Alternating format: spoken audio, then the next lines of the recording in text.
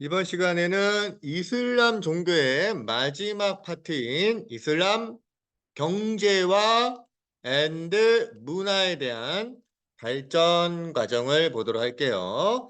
이슬람 종교가 다른 종교에 비해서 특히 경제 문화가 상당히 클래스가 높아요.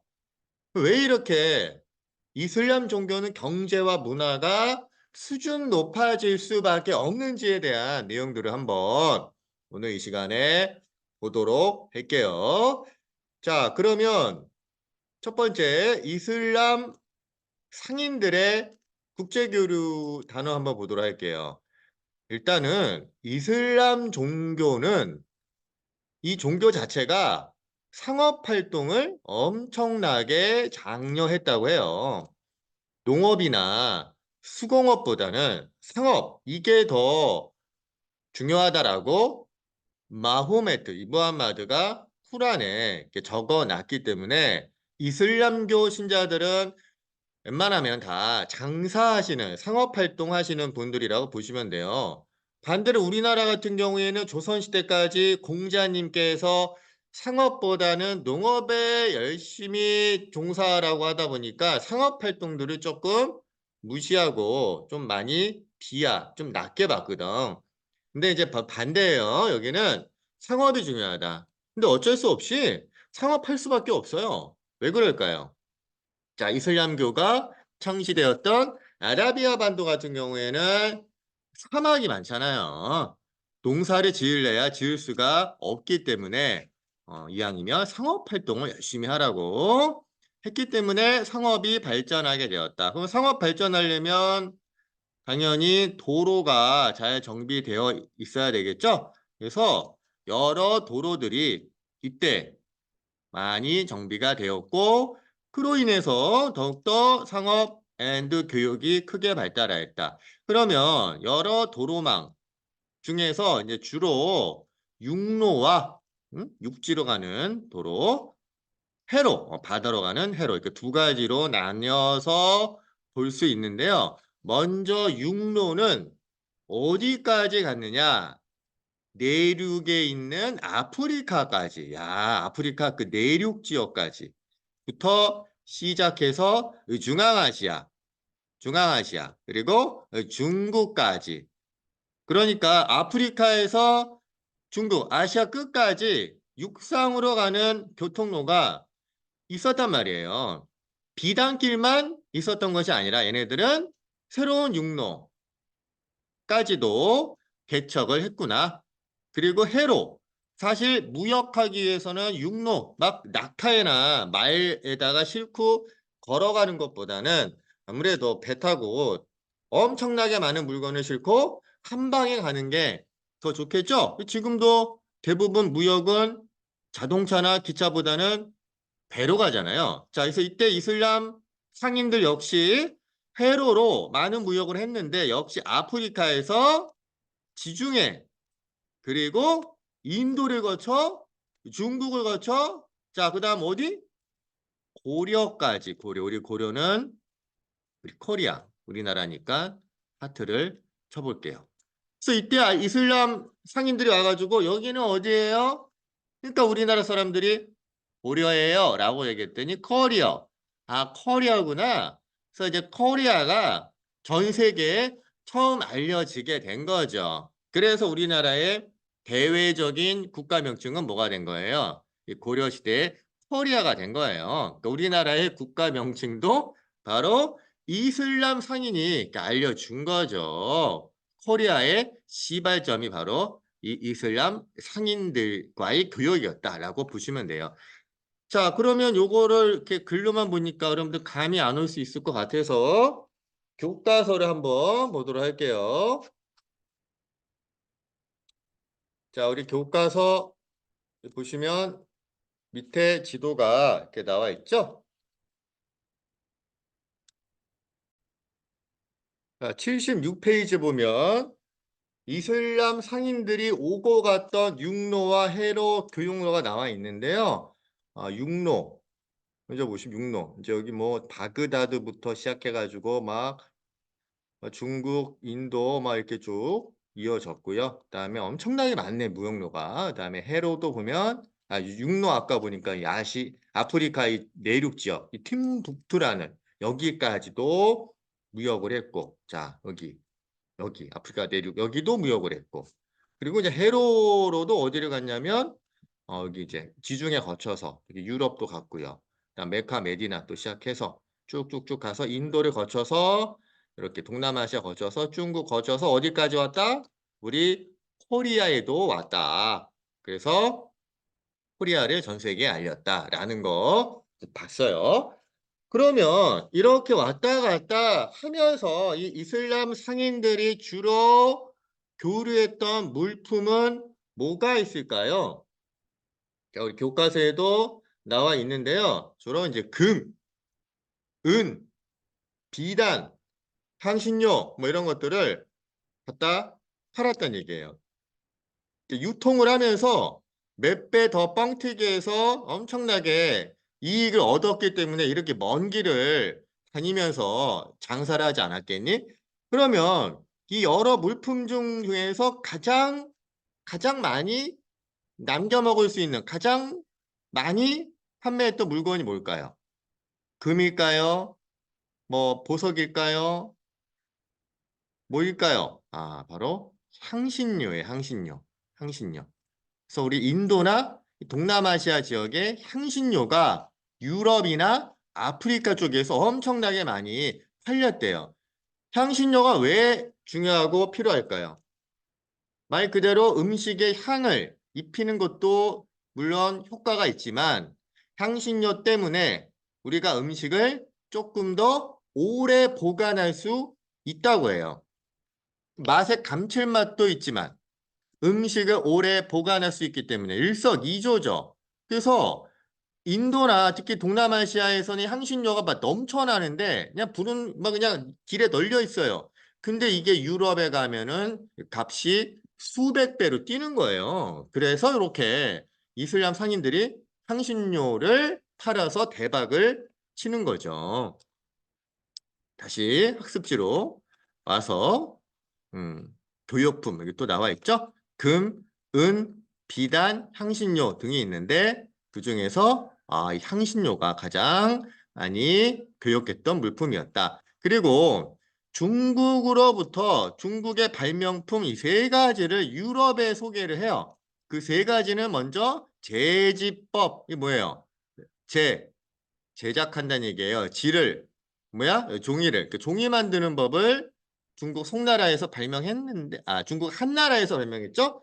그 한나라의 발명품을 유럽에 전해줘서 유럽에서 많은 종이를 만들고 책을 만들고 해서 많은 지식들이 유럽에 전파가 되고 그래서 결국 이것이 종교개혁과 르네상스로 이어져요. 대단한 거죠. 그 중국의 발명을 유럽에 전해서 유럽의 종교 개혁이 일어나는데 그 중간다리 역할을 누가 한 거야? 이슬람 상인이 했던 거예요. 그리고 나침반. 자, 나침반도 원래 중국 송나라 때 발명했던 건데 이게 이슬람 상인 입장에서 너무너무 좋은 거예요. 왜? 얘네들은 주로 먼 거리로 이동을 하잖아요. 사막 한가운데 있거나 바다 한가운데 있으면 여기가 어딘지 동쪽이 어딘지 헷갈리겠죠. 이걸 편하게 나침반이 알려주잖아요. 그래서 나침반을 또 소개했고요. 유럽에. 또 유럽은 또 나침반을 받아가지고요. 동쪽이 아시아 쪽이 동쪽이네. 가자 해가지고 신항로 개척에 또 영향을 끼쳐요. 그래서 유럽이 신항로 개척에서 전 세계를 또 지배 정복하는데 하나의 시발점이 되죠. 하야 이것도 중국의 발명품인데 유럽에 전해져서 유럽은 막 칼싸움하고 있잖아. 기사들이. 근데 화약이 전해지면서 중세 유럽의 봉건 기사들이 또 한 방에 몰락하는 또 이러한 영향을 끼쳐요. 결국 중국의 발명품이 유럽에 전해져서 유럽의 커다란 변화 또는 새로운 시대로의 전환의 시발점이 되었다라고 볼 수 있겠네요. 그러면 이제 마지막 이슬람 문화권의 형성에 대해서 볼게요. 문화. 이슬람은 무조건 이슬람 믿고 있는 국가들만의 문화가 있어요. 두 가지 공통 요소가 있다는 얘기예요. 하나는 당연히 이슬람 종교가 되겠고요. 또 하나가 바로 이슬람 종교인들은 무조건 알아야 되는 언어로 이슬람 문화가 형성이 되는데 그 언어가 뭘까요? 아랍어예요, 아랍어. 그래서 이슬람 국가는 무조건 아랍어를 알아야 돼요. 아랍어 알아야 돼. 왜 그럴까? 쿠란은 이슬람 경전이 쿠란은 뭘 하면 안 돼? 번역을 하면 안 돼요. 그러면 이슬람 경전인 쿠란을 읽으려면 아랍어를 공부해야 되는 거죠. 그래서 아랍어를 쓰고 있는 전 세계 국가가 무지하게 많아요. 그러다 보니까 여러분들 우리나라도요.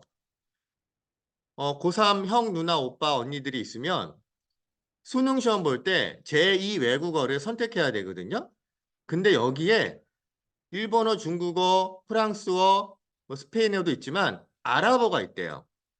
근데 아랍어를 상당히 많은 수험생들이 선택을 한대요. 왜 그럴까요? 그 어려운 아랍어를. 어, 대부분 다 아랍어를 모르기 때문에 그냥 찍기 대회가 되는 거죠. 조금만 알면 여기서 좋은 성적을 거둘 수 있나 봐요. 그래서 우리나라 수험생들이 가장 선호하는 제2 외국어가 아랍어라고 하는 거죠. 또 아랍어 또 공부해 놓으면 이슬람교를 믿는 국가들에 가서 거기에 언어를 내가 번역기 없이 읽을 수 있는 그러한 또 장점이 있는 거예요. 자, 그래서 이슬람 문화권은 이슬람 종교 앤드 아랍어로 공통적인 문화권이 형성되었다. 자, 그다음 학문 발달. 일단 쿠란을 연구하다 보니까 신학 당연히 발전했겠고요. 법학. 그러니까 법은 뭘 하지 말라는 거잖아요. 야, 이거 하면 뭐 안 돼. 이렇게 벌 줘야 돼. 이런 것들이 쿠란에 있다는 얘기야. 그러니까 우리 이슬람교를 믿는 분들이 하지 말아야 될 게 많잖아요. 그러니까 하지 말아야 될, 지켜야 될 것들은 또 어떻게 보면 법이라고 볼 수 있기 때문에 쿠란을 연구하다 보니까 신학뿐만 아니라 법학도 같이 발전했다. 그 다음에 역사학. 무함마드가 살았던 시대를 또 그 일생을 공부하다 보니까 또 역사가 발전하고요. 지리학. 지리학은 아까 이슬람 종교는 상업이 발전했다고 했잖아. 상업. 교육. 교육이 발전하려면 지리를 잘 알아야 돼요. 그 지리를 공부해야 되겠죠? 그러다 보니까 또 지리학도 발전하는 거예요. 야, 또 이슬람 국가들은 상당히 학문이 수준이 높았구나라는 거를 알 수 있고요. 그리고 이제 문학과 건축을 보면 먼저 문학. 아, 들어봤을 거예요, 여러분들. 아라비안 나이트. 아라비안 나이트. 자, 요게 원래 천일 야화라는 페르시아에 구전되어 왔던 소설책을 다시 번역한 게 아라비안 나이트예요. 어려운 뭐라고요? 천일 야화. 천일 야화라는 얘기는 1001일 동안의 밤의 한 이야기를 천일 야화라고 이야기해요. 페르시아의 왕이 자기 부인하고 자기 흑인 노예가 정을 통한 광경을 목격하고 열받아 가지고 둘을 다 죽여버리고 여자들에 대한 혐오감이 생겼대요. 그래서 처녀들을 매일 밤 불러다가 하룻밤을 자고 그 아침에 처녀들을 매일 죽여버렸나 봐요. 그래서 이러다가 처녀들이 다 죽어 나가겠죠, 페르시아에. 그래서 어떤 한 젊은 현명한 여인이 재밌는 이야기를 가지고 페르시아 왕과 만나서 밤새 얘기를 하는 거죠. 너무 재밌다 보니까 다음날 또 듣고 싶고 또 듣고 싶고 그래서 이게 1001일 동안 가서 그 여인은 죽지 않고 결국 왕과 결혼을 해서 왕비가 되었다는 해피 엔딩의 이야기인데 이 이야기들이 밤에 하고 너무 재밌는 얘기다 보니까 야 이거 재밌네 해가지고 프랑스의 한그 문필가가 이 아라비안 나이트라는 이름으로 이제 유럽에 전했고요. 유럽에서 아주 선풍적인 베스트셀러가 된 거예요. 그래서 이 아라비안 나이트 여러 1001가지 이야기들 중에서 여러분들이 많이 들어봤던 그 신바드의 모험 들어봤죠? 그리고 알라딘 영화로도 많이 제작되었는데 알라딘 그리고 뭐 알리바바 40인의 도적 뭐 이러한 재밌는 이야기들이 다 아라비안 나이트 여기에 수록된 이야기들이라고 보시면 돼요. 그래서 이거는 여러 지역, 그러니까 뭐 페르시아, 인도, 뭐 아프리카, 아라비아, 반도 뭐 등등의 여러 지역의 설화, 설이라는 얘기는 혀를 얘기해. 혀, 입에서 입으로, 혀에서 혀로 전해져 왔던 이야기들을 모은 이 책이 아라비안 나이트예요. 한번 여러분들 읽어보세요. 재미나요. 그리고 이제 이슬람 사원이 또 이슬람을 대표하는 건축물인데 요거를 모스크라고 이야기해요. 모스크. 근데 이슬람은 뭐 모스크 사원을 세울 때나 뭔가 뭐 이렇게 예를 들면 환경미화 같은 거 할 때 아름답게 디자인할 때 절대 사람이나 동물을 그려 놓으면 안 된대요. 왜냐? 이거는 우상을 숭배한다라고 볼 수 있기 때문에. 그래서 얘네들은 무조건 얘네들만의 아라베스크라는 무늬가 이 이슬람 종교의 대표적인 무늬예요. 자, 아라베스크 무늬는 그러면 요거는 어떤 기하, 그러니까 뭐 세모, 세모, 네모, 뭐 동그라미, 뭐 이런 것들, 그다음에 뭐 꽃, 무늬, 뭐 줄기 무늬, 뭐 이런 것들을 이렇게 막 멋있게 장식한 무늬를 아라베스크 무늬라고 하는 거예요. 보통 사람이나 동물을 다른 종교를 많이 그리잖아요. 우리 기독교에도 예수님이나 제자들 많이 그리잖아요. 성모 마리아도 그리거나 조각하고. 근데 이슬람교는 절대 사람 그리면 안 돼. 무함마드도 그리면 안 돼요. 인간이기 때문에 오로지 유일신 알라만 믿어야 되기 때문에 장식할 때 사람 동물 그리면 안 된다고 해요. 그러면 한번 이 모스크와 아라베스크 무늬를 교과서 77페이지에서 확인해 볼게요. 자, 여기 보면 돔. 일단 이 모스크가 있는데 모스크의 천장은 동그란 돔으로 만들어요. 뾰족한 것이 네모가 아니라 돔으로 평화를 상징한다고 하고요. 돔은. 그다음에 끝에 초송달이 이렇게 있죠. 이슬람교를 믿는 국가들의 국기에 보면 초송달이 많아요. 왜 초송달을 이슬람 국가는 좋아할까? 자, 무함마드가 가브리엘로부터 계시를 받고 동굴에서 나왔는데 그때 밤이었나 봐. 근데 그때 떠 있었던 달이 초송달이었대요. 그래서 초송달은 진리의 시발점이다. 시작이다. 이렇게 의미한다고 해요. 그래서 보통 모스크 천장 꼭대기에는 초송달을 많이 조각해 놓고요. 또 모스크 주변에 보면 뾰족한 첨탑을 많이 쌓아 올리는데 요거를 뭐라고 하냐면 미너렛이라고 해요. 미너렛. 미너캣 아니고요. 미너렛. 등대라는 뜻으로 하루에 5번 예배를 드리기 때문에 여기서 예배 시간을 알려준대요. 보통 모스크당 4개 정도로 보통 만들다가 나중에는 야 우리 하나 더 할래 가지고 6개까지 미너렛 첨탑을 만든 모스크도 있고요. 그 다음에 건물 외벽에는 무슨 무늬? 아라베스크 무늬. 자, 아라베스크 무늬는 뭐다? 우상 숭배를 금지하기 때문에 이슬람 종교에서는 조각 대신에 기하학적인 모양의 아라베스크 무늬가 사용되었다. 세모, 네모, 뭐 이런 거. 그다음에 뭐 꽃무늬 같은 거, 뭐 이런 거. 응? 우리 양탄자 같은 거 이런 것도 보면 아라베스크 무늬 맞고요. 또 우리나라도 벽에다가 옛날 벽지를 이 아라베스크 무늬로 많이 하기도 했었어요. 요즘에는 좀 아라베스크 무늬 벽지보다는 또 심플하게 단색도 많이 하지만 선생님이 어렸을 때는 전부 다 벽지는 아라베스크 무늬였었어요.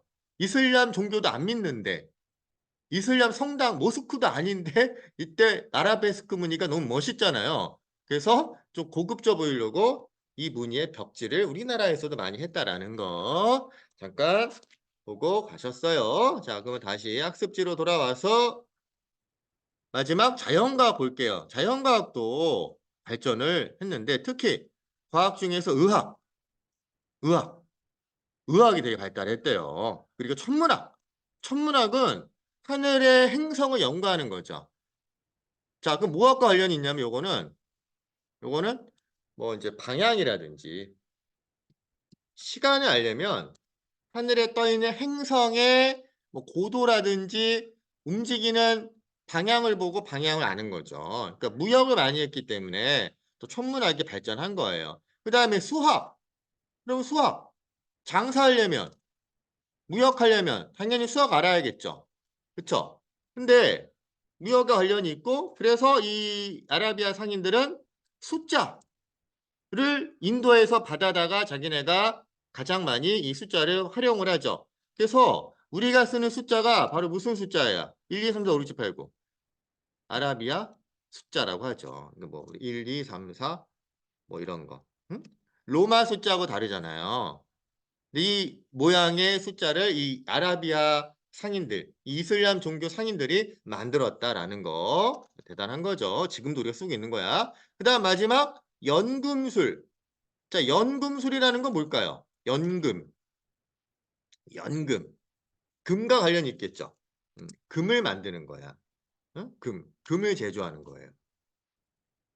그러니까 금속마다 성분이 다르고 성분이 언제 녹고 그래서 이 성분을 빼면 금이 남고 뭐 이런 것들을 얘네들은 잘 알았다는 얘기죠. 그래서 이제 화학 같은 것들이 얘네들 이 이슬람 종교에서는 엄청나게 발전했다라는 걸 알 수 있는데 또 요와 관련된 자료를 교과서 78페이지 보실게요. 자, 이슬람의 뛰어난 과학기술 나오는데 아까 봤던 것처럼 천문학 발전했다. 여러분들 성지순례를 꼭 해야 된다고 했잖아요. 또 교육 활동하려면 방향을 잘 알아야 돼요.